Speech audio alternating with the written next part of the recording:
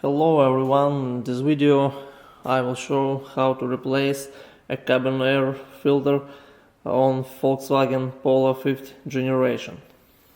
So, first we need to find place of install air filter.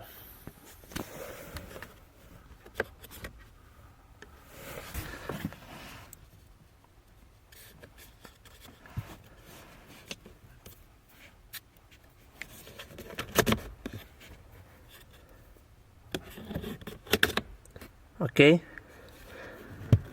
and remove air filter.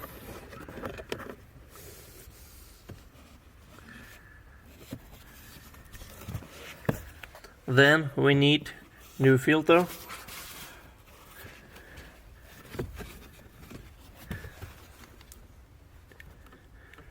The arrow shows the direction of airflow.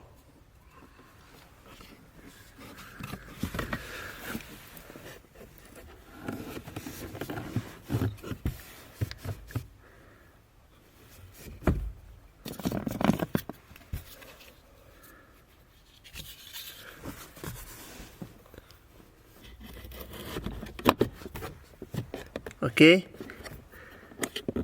1 and 2. If you enjoy this video, click like and subscribe.